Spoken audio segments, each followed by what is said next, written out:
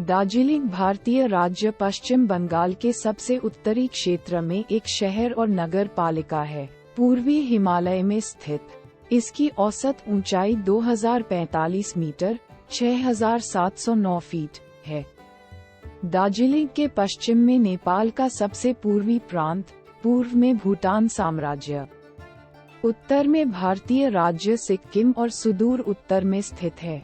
चीन का तिब्बत स्वायत्त क्षेत्र, बांग्लादेश दक्षिण और दक्षिण पूर्व में स्थित है और पश्चिम बंगाल राज्य का अधिकांश भाग दक्षिण और दक्षिण पश्चिम में स्थित है, जो एक संकीर्ण मार्ग द्वारा दार्जिलिंग क्षेत्र से जुड़ा हुआ है। कंचनजंगा, दुनिया का तीसरा सबसे ऊंचा पर्वत, उत्तर की ओर बढ़ता है और साफ दिनों में प्रमुखता से दिखाई देता है। 19वीं सदी की शुरुआत में भारत में ईस्ट इंडिया कंपनी के शासन के दौरान दार्जिलिंग की पहचान ब्रिटिश अधिकारियों, सैनिकों और उनके परिवारों के लिए संभावित ग्रीष्मकालीन विश्राम स्थल के रूप में की गई थी। संकीर्ण पर्वत श्रृंखला को सिक्किम साम्राज्य से पट्टे पर लिया गया था और अंततः ब्रिटिश भारत में मिला लिया गया। दार्जिलिंग के नीचे ढलानों पर चाय उगाने का प्रयोग अत्यधिक सफल रहा। जंगलों को साफ करने, यूरोपीय शैली की झोपड़ियां बनाने और चाय बागानों में काम करने के लिए मुख्य रूप से नेपाल से हजारों मजदूरों की भर्ती की गई थी। बड़े पैमाने पर वनों की कटाई ने स्वदेशी लोगों को विस्थापित कर दिया। भारत में अधिवासित ब्रिटिशों के बच्चों की शिक्षा के लिए दार्जिलिंग और उसके आसपास आवासीय विद्यालय स्थापित किए गए थे। 19वीं सदी के अंत तक एक अनोखी नैरो गेज पर्वतीय रेलवे, दार्जिलिंग हिमालयन रेलवे, गर्मियों के निवासियों को शहर में ला रही थी और दुनिया भर में निर्यात के लिए चाय का माल ले जा रही थी। 1947 में भारत की आजादी के बाद जैसे ही अंग्रेजों ने दार्जिलिंग छोड़ा, इसके कॉटेज को मैदानी इलाकों के धनी भारतीयों ने खरीद लिया और इसके चाय बागानों को शहर से बाहर के भारतीय व्यापार मालिकों और समूहों ने खरीद लिया। आज दार्जिलिंग की आबादी मुख्यतः उन स्वदेशी और आप्रवासी मजदूरों के वंशजों से बनी है जो शहर के मूल विकास में कार्यरत थे। हालांकि उनकी आम भाषा नेपाली भाषा को भारत में राज्य और संघीय स्तर पर आधिकारिक मान्यता दी गई है। इस मान्यता ने भाषा बोलने वालों के लिए बहुत कम सार्थक रोजगार पैदा किया है और न ही इससे उनके राजनीतिक मामलों में महत्वपूर्ण भूमिका निभाने की उनकी क्षमता में वृद्धि हुई है। चाय उद्योग और पर्यटन शहर की अर्थव्यवस्था का मुख्य आधार हैं। भारत की आजादी के बाद इस क्षेत्र में वनों की कटाई से पर्यावरणीय क्षति हुई है, जिससे शहर को पानी की आपूर्ति करने वाले बारहमासी झरने प्रभावित हुए हैं। इस बीच पिछले कुछ वर्षों में दार्जिलिंग की जनसंख्या में भारी वृद्धि हुई है और अनियमित निर्माण, यातायात की भीड़ और पानी की कमी आम बात है। सरकारी स्कूलों में पढ़े कई युवा स्थानीय लोगों ने अपने कौशल के अनुरूप नौकरियों की कमी के कारण बाहर पलायन करना शुरू कर दिया है। पूर्वोत्तर भारत के अन्य क्षेत्रों के प्रवासियों की तरह उन्हें भी कुछ भारतीय शहरों में भेदभाव और नस्लवाद का शिकार होना पड़ा है। दार्जिलिंग की संस्कृति अत्यधिक महानगरीय है, विभिन्न जातीय समूहों के आपस में घुलने मिलने और अपनी ऐतिहासिक जड़ों से दूर विकसित होने का परिणाम है। क्षेत्र का स्वदेशी व्यंजन किण्वित खाद्य पदार्थों और पेय पदार्थों से समृद्ध है। 19वीं सदी के मध्य से ही पर्यटक दार्जिलिंग आते रहे हैं।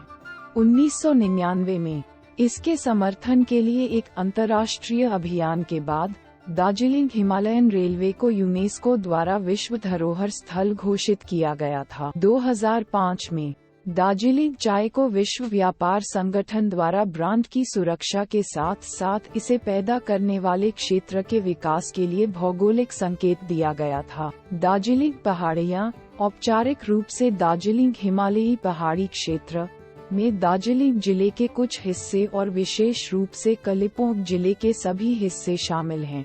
इनमें दार्जिलिंग सदर उपखंड, कलिम्पोंग उपखंड और करसियांग उपखंड शामिल हैं। दार्जिलिंग शहर सदर उपमंडल में स्थित है। ये दार्जिलिंग जलपहाड़ रेंज पर 2045 मीटर 6709 फीट की औसत ऊंचाई पर स्थित है, जो शुरू होकर दक्षिण से उत्तर की ओर चलती है। ये श्रृंखला वाय आकार की है, जिसका आधार कटा पहाड़ और जला पहाड़ पर टिका हुआ है और दो भुजाएं वेधशाला पहाड़ी के उत्तर में फैली हुई हैं।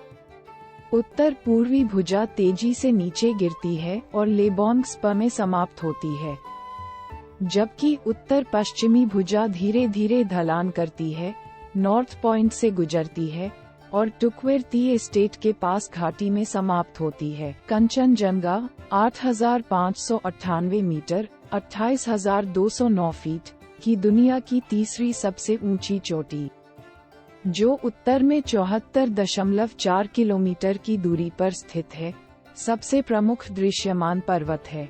दार्जिलिंग पहाड़ियों का निर्माण उत्तर दक्षिण दिशा में संपीड़न के कारण होने वाले सिलवटों, भ्रंशों और स्पर्शरेखीय दबावों के संचय से हुआ है, क्योंकि भारतीय टेक्टोनिक प्लेट यूरेशियन प्लेट के नीचे दब गई है।